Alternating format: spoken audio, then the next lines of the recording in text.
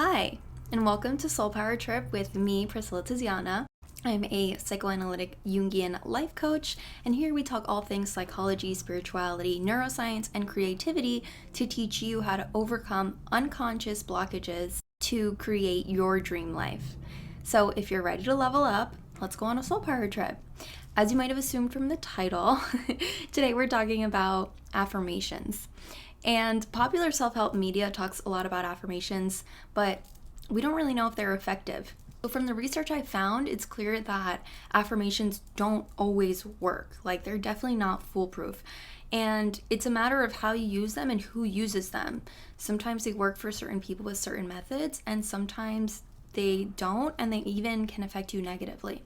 So in today's episode, we're going to go through when affirmations work and when they don't, why you should do affirmations, and how to use them the right way, all based on scientific research. So the reason I got into this research in the first place was because I saw a tweet that mentioned a study in which affirmations negatively affected people. So I was like, oh my God, I need to know more. So I found the study. It's a 2009 study that found that, positive affirmations have a greater negative impact on people with low self-esteem than on people with higher self-esteem. So they conducted two studies with two different conditions. In the first study, they asked half of the participants to focus on the statement, "I am a lovable person," and how that statement might be true for them and how it might not be true for them. And in the second condition, they told participants that they should focus only on how the statement was true. So basically asking them to intentionally block out any negative thoughts or feelings. And the results showed that for respondents lower in self-esteem, the forced positive focus, so the second condition, was associated with even worse mood, lower self-esteem, and less happiness with themselves as they felt like when they started the study, like at baseline. And those in the low self-esteem group actually did better when they felt free to entertain negative as well as positive feelings. So they separated participants based on their self-esteem level, high self-esteem, low self-esteem. In the low self-esteem, the affirmations negatively affected them in general, but it was even worse, even more negative effects for individuals who were forced to also think positively only when they were doing the affirmations. So this is the first thing I really want you to note about affirmations, is that it's important for you to relate to them.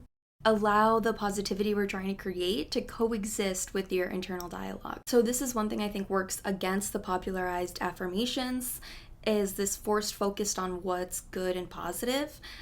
That's not the right way to go about it, clearly. For example, if you want to affirm in, "I am confident," your brain is immediately going to question, like, are you though? Right? So then you're having to deal with this like negativity in your brain showing you like all the reasons you're not confident and all the evidence it has to go against that statement. And you're feeling like this negativity because of this positive affirmation you tried to affirm in. So you want to allow that thought, as far as, your brain pushing to tell you, like, are you really that confident? You want to allow that thought to come in and use it to rewrite the affirmation to fit you better. So you can say something like, "I am becoming more confident every day." Do you see the difference? And the researchers from the same study said the same thing. They said that moderately positive self-statements involving self-attributes, such as "I select good gifts for people," would cause less negative feelings than general or extremely positive self-statements like "I am a generous person." Really important to note that difference there, and I'll get more into this at the end when I give you my recommendations for your affirmations, but this is just good to keep in mind. Another important reason affirmations don't always work is the latitudes of acceptance idea. This came from a 1960s research study, and the concept explains that a message similar to or within proximity to one's own beliefs are going to be more convincing than messages that hold a position far from one's own. So when applied to affirmations, when any of those statements fall outside your latitude of acceptance, they meet resistance and even have the potential to backfire, leading you to hold on to your original position even more strongly. And one reason this backfire could happen is that affirmation about yourself you see as being quote unquote too positive. to fit your self-concept, and then you end up feeling even worse. This happens because when people feel deficient or less than, positive self-statements actually highlight the difference between the standard they would like to meet and who they are actually right now in the present. So when some individuals repeat the statement, "I am a lovable person," they may say to themselves, consciously or not, "But I know I'm not as lovable as I could be," or "I know I'm not as lovable as so-and-so person," making them feel even worse, and it's going to push them to reinforce their conviction that they are unlovable. That statement would be way too far out of their latitude of acceptance. So this is another really important note when you're doing your own affirmations.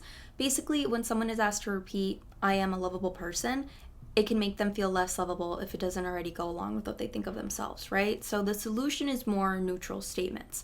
Don't force a mold that feels too out there. If you believe you're unlovable, something better to try to affirm in a new reality is something like, "I deserve love because everyone deserves love just for being human." And make sure it's something that you would genuinely believe. Or, "I know I do not need to be perfect to be loved.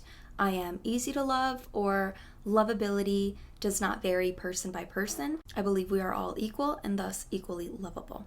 So those are just some suggestions to kind of see the alternative options you have for an affirmation like that. I've tried affirmations in my own life and found that daily affirmations I wrote down or recited were sometimes helpful in getting me in a good headspace, and sometimes, as the research shows, they made me feel worse. But I found subliminal nightly affirmations to be extremely helpful for me.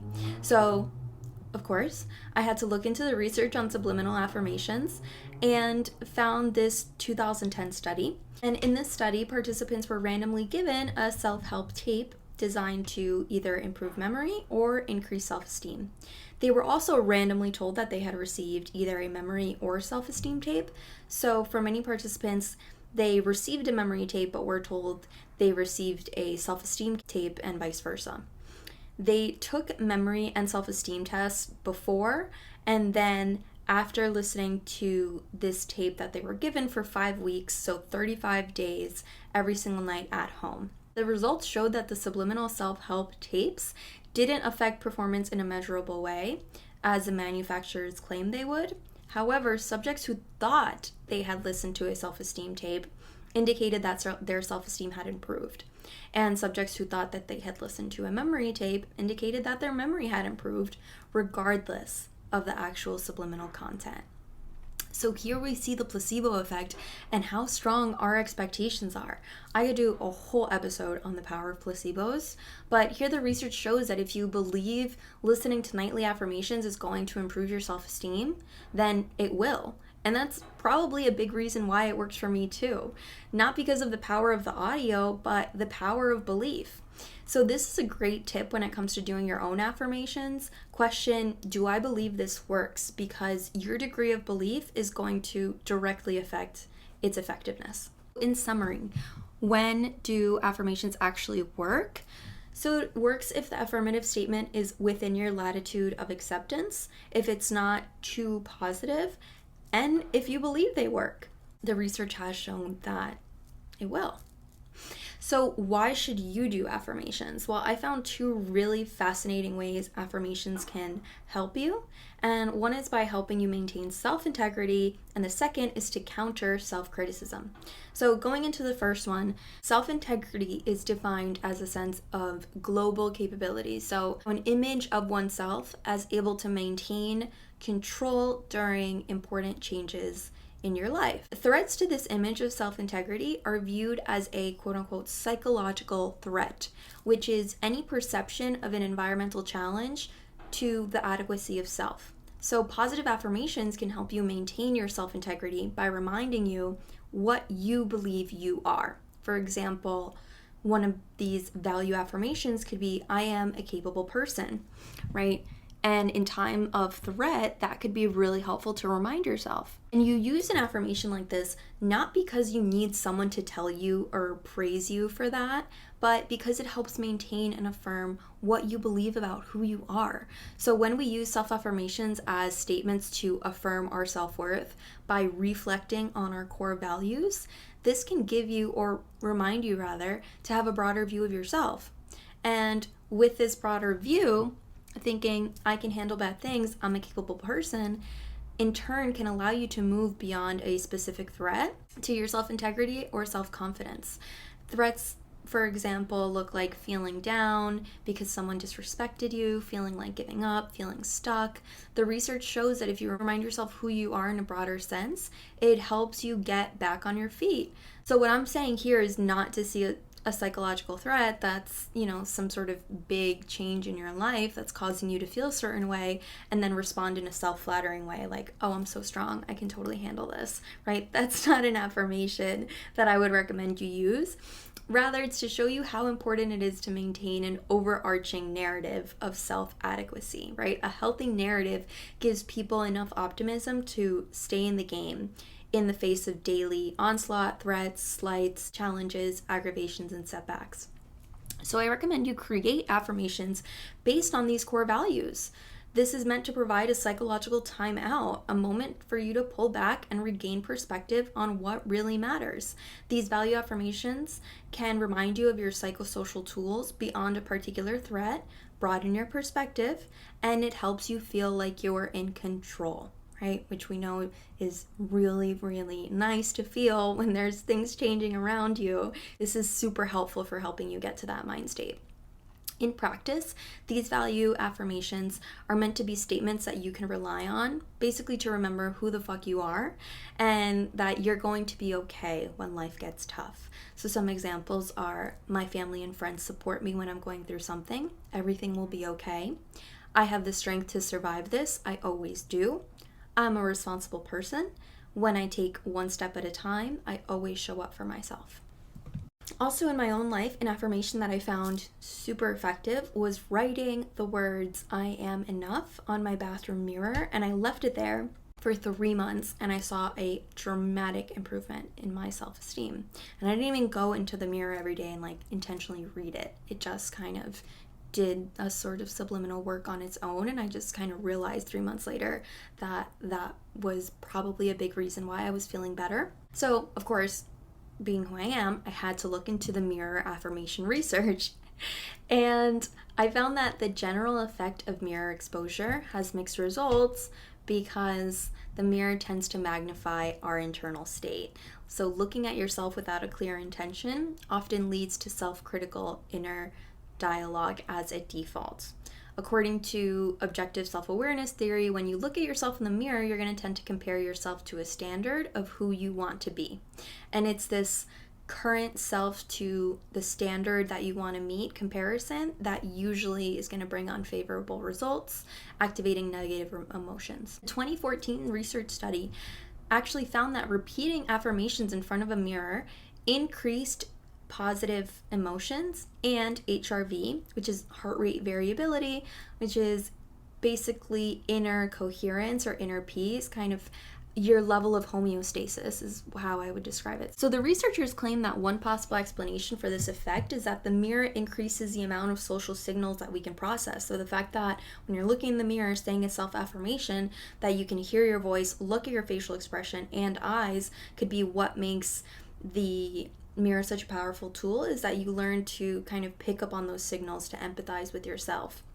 When we look at our own reflection, we experience ourselves from an external point of view, which helps us to be more objective and less biased by our default self-criticism. And so it works to counter that by using these compassionate affirmations. From the research, it seems that affirmations aren't as effective for individuals with low self-esteem because it's far from their latitudes of acceptance, and it reminds them how far they are from the standard of who they want to be. Low self-esteem is usually correlated with self-criticism. Interestingly, research has found that the brain, hearing criticism from yourself, reacts the exact same way as hearing criticism generated by others. So the funny thing is that if you heard someone else say to you, like, you are useless and you always fail, you would likely get really defensive. But if you say that to yourself, you're going to tend to agree. So just keep that in mind when we're thinking about self-criticism. It's like your brain literally has the same reaction as if someone was saying that to you from the outside. So treat yourself like you would treat a friend. Like, you would get defensive if you heard someone say that to your friend. You'd be like, whoa, whoa, buddy, not okay. Right? So kind of step in for yourself in that way. Defend and protect yourself. And I looked into self-criticism because self-compassion affirmations can actually help you after a self-criticism rampage. A research study found that when you intentionally create compassionate self-statements after this self-critical rampage, you can effectively increase your positive emotions and decrease your negative emotions. So as opposed to what you might think, the research also showed that using self-compassion affirmations after you mess up, have the self-critic attack you, it actually doesn't undermine your willingness to accept responsibility for the negative action. This act also effectively lowered shame, depression, increased their motivation towards self-improvement, boosted willingness to make amends, and avoid repeating a moral transgression. So this is also like a really important recommendation when you use affirmations, is make a list of self-compassionate affirmations that you can go to after you've been like attacked by your inner critic, right? After you fail, or something doesn't turn out the way you wanted to, or you did something that you regret and your inner critic is just going off and telling you how terrible of a person you are and how you always fail and all these really mean things to you. Allow that to happen, and then after, affirm in self-compassion, right? Affirm in some things that are really nice and soothing to yourself, because it can help you increase positive emotion, decrease negative emotion, and a bunch of the other things I said, like increase motivation, lower shame and depression. The affirmations would sound something like, I forgive myself. I love myself even when I make mistakes. I know it's okay not to be perfect.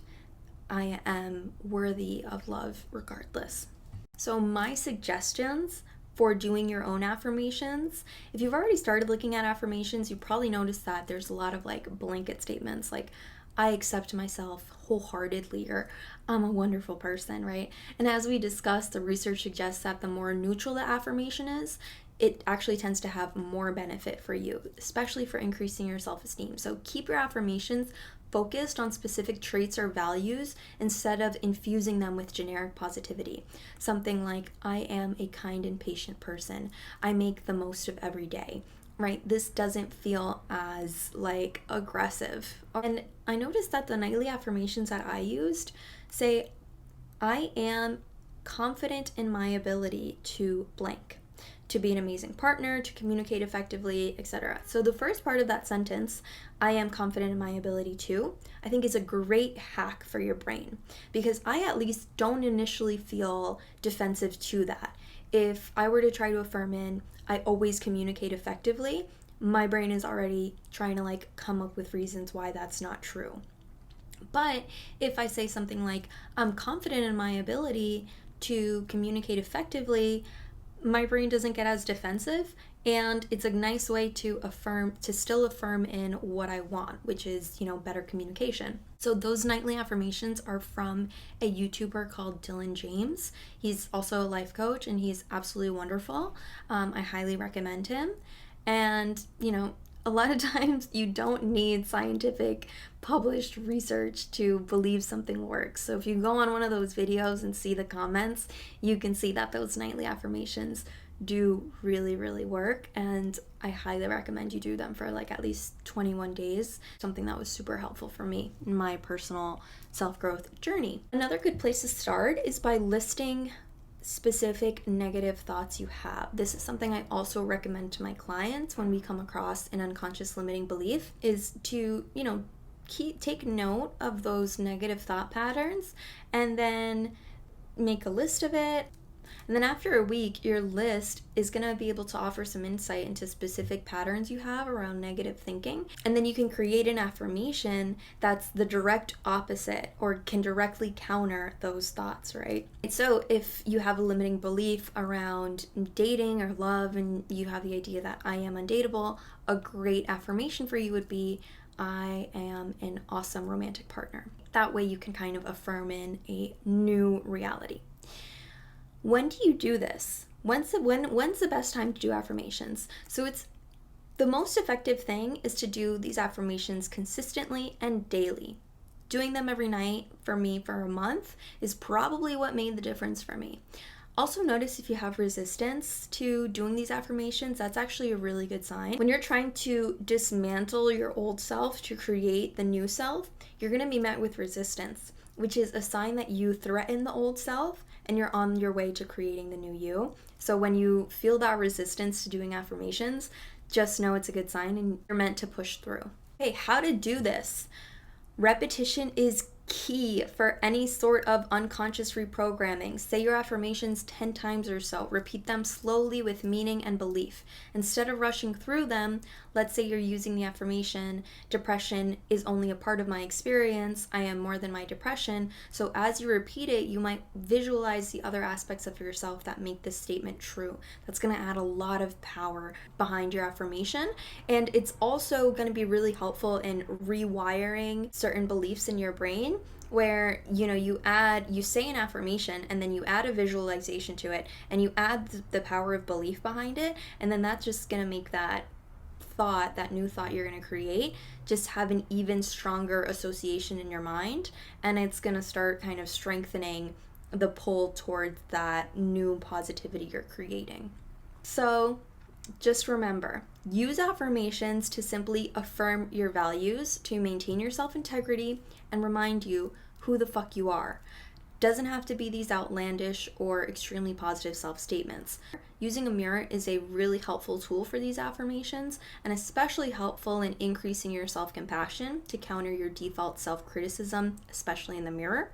And remember, it's not about ignoring the negative or self-critical feelings, right? It's about accepting them and allowing that to coexist with the self-compassion, self-love, and self-affirming version of you that we're trying to empower. So before you go, I have some super exciting news to share. I am starting a 6-week-long group coaching program. It's called the Metamorphosis Program, Transform Self-Criticism into Self-Compassion to Finally Attract the Life You Deserve. We're going to start this on November 7th, so you have a few weeks to sign up, but it's really exciting.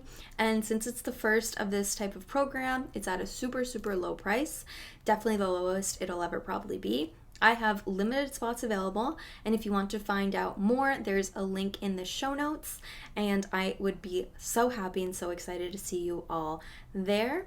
As a reminder, there's a podcast Q&A section on my website. I also encourage you to ask any questions. I'd love to start like a little Q&A at the end of podcasts. Please submit any and all questions there. Thank you so much for listening. Bye for now.